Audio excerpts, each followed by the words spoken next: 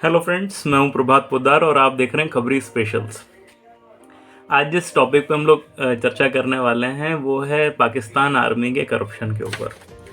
अब आप सोचेंगे कि भाई पाकिस्तान आर्मी में करप्शन हो रहा है तो इससे हमारा क्या वास्ता, हम तो हिंदुस्तानी लोग हैं। लेकिन वीडियो के अंत तक आपको शायद क्या प्रॉब्लम है इससे आपको शायद समझ में आ जाएगा।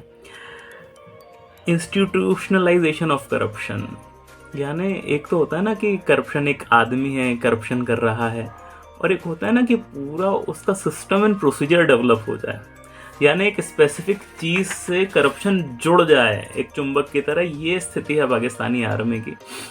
जैसे भारत में भी कई पोस्ट है ना जिनके बारे में आप सुनते हैं तो आपके दिमाग में आता है अरे घूस खाता होगा बहुत, लेकिन हमारे लिए ना डिफेंस फोर्सेस के मामले में हम ऐसा कभी नहीं सोचते। लेकिन पाकिस्तान में ये एक बहुत बड़ी सच्चाई है कि वहाँ की जो डिफेंस फोर्सेस हैं वो बहुत ज़्यादा करप्ट हैं। कुछ डेटा मैं आपको बताऊंगा तो शायद आपको आश्चर्य होगा। जितने भी जर्नल हैं पाकिस्तानी आर्मी के, और जब वो रिटायर होते हैं तो उनमें से ज़्यादातर पाकिस्तान में रुकते नहीं हैं, सब विदेशों में सेटल हो जाते हैं, क्योंकि इतना पैसा वो कमा चुके होते हैं तब तक कि वो पाकिस्तान में रुक के वो फंसना नहीं चाहते कि भाई कल कुछ ऐसा होना जाए जिसमें फंस जाए। वैसे तो कभी फंसते नहीं है, मतलब पॉलिटिशियन फंस जाते हैं लेकिन आर्मी के लोग कभी नहीं फंसते पाकिस्तान में। इसको मैं आपको एक एग्जांपल देता हूँ। देखिए, इंडिविजुअल हर आदमी का तो एग्जांपल शायद मैं आपको नहीं दे पाऊँगा, लेकिन एक एग्जांपल देता हूँ जनरल बाजवा का। तो जनरल बाजवा आप जानते हैं पाकिस्तानी आर्मी के चीफ होते थे, पिछले वाले मतलब लास्ट वाले।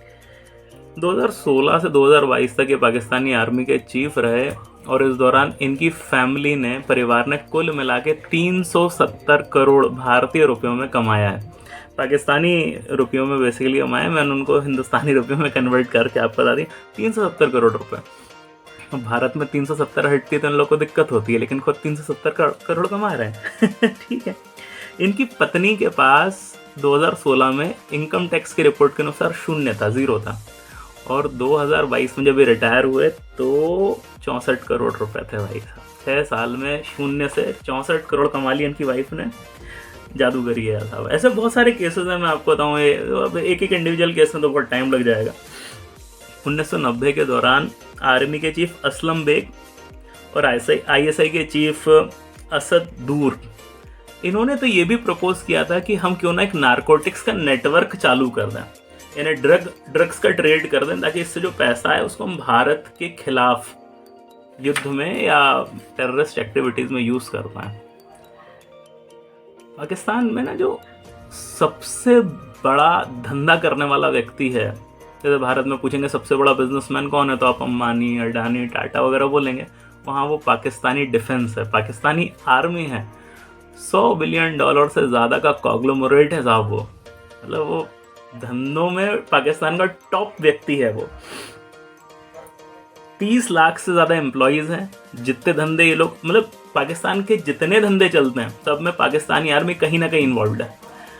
कुल मिला के 30 लाख से ज़्यादा एम्प्लॉयज़ हैं इनके अंडर में, और $26 बिलियन अमेरिकन डॉलर का इनका कारोबार है। $26 बिलियन यानी 2.2 लाख करोड़ का इनका टर्नओवर है टोटल साहब।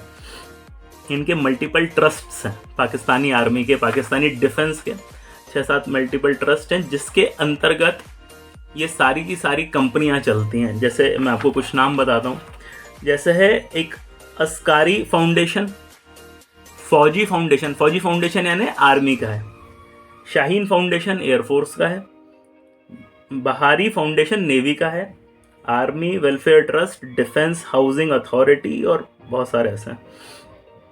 ये सबके सब ट्रस्ट हैं, तो भाई इनकम टैक्स से बच जाते हैं क्योंकि ट्रस्ट है।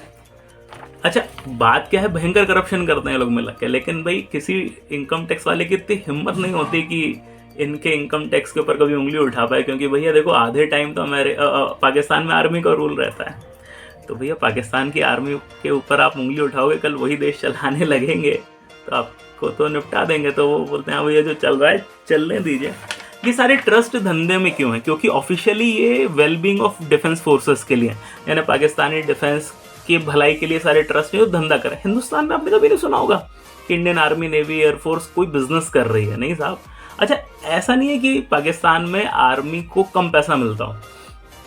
इतना पैसा मिलता है जितना भारत में नहीं मिलता होगा।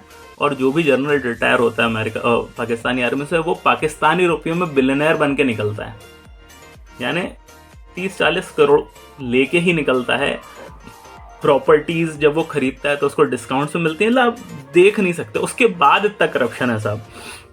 अच्छा, ये जितने भी ट्रस्ट हैं, ये जो मुनाफा कमाते हैं, किनको मिलता है? शेयर होल्डर्स को। हाँ, सब शेयर होल्डर्स हैं। कौन है शेयर होल्डर्स? आर्मी के रिटायर्ड जनरल्स। यहाँ नौकरी कौन कर रहा है? आर्मी के लोग। इन सारी कंपनीज में चेयरमैन ये वो कौन है? आर्मी डिफेंस के लोग हैं, यानी सब आपस में काम चल रहा है साहब।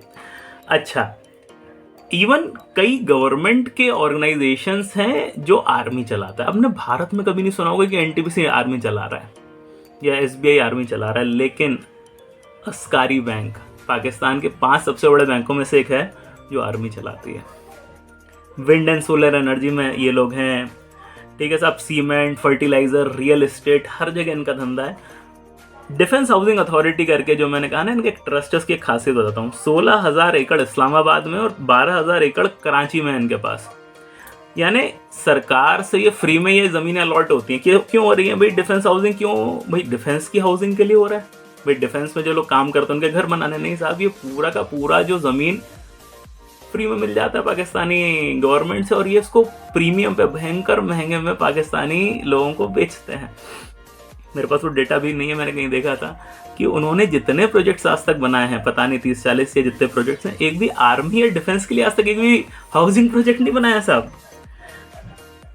अब सवाल ये आता है कि हम इस बारे में चर्चा क्यों कर रहे हैं? हमने, शायद आप जानते होंगे कि पाकिस्तान में आज तक किसी प्रधानमंत्री ने 5 साल लगातार पूरे नहीं किए।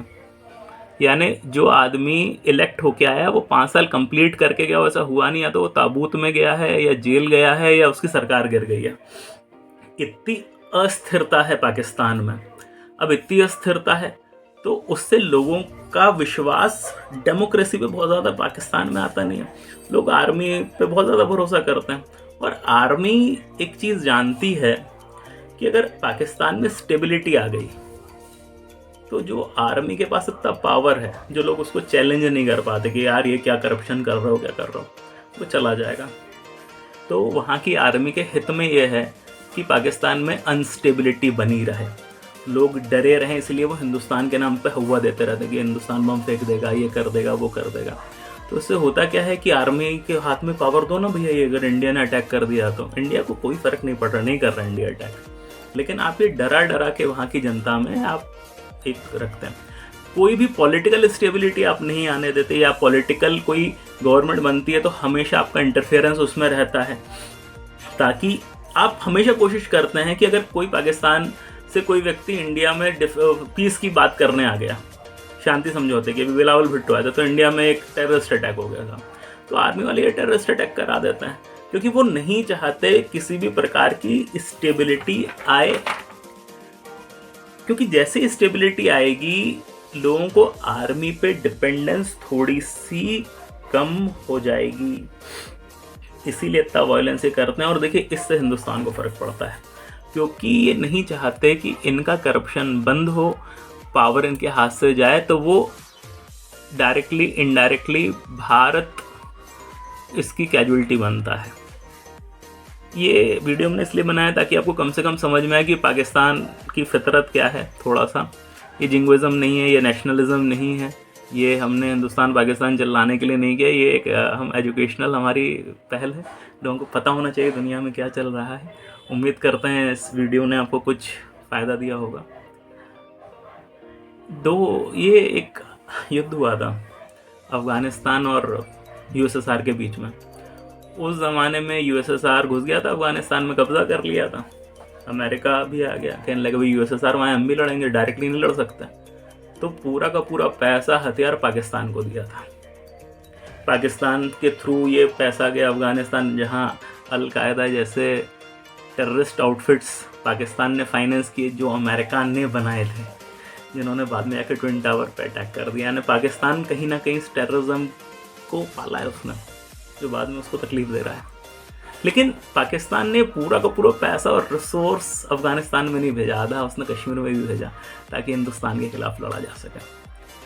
पैसे की ताकत हमको समझनी पड़ेगी कि कैसे मनी का फ्लो जो होता है वो चीज़ों को इन्फ्लुएंस करता है। उम्मीद करते हैं अगेन कि वीडियो आपको अच्छा लगा होगा तो प्लीज़ शेयर, सब्सक्राइब, कमेंट ज़रूर करिएगा। आपके सहयोग से हम चलते रहेंगे और जुड़े रहिए खबरी के साथ, क्योंकि खबरी की हर खबर पर नज़र।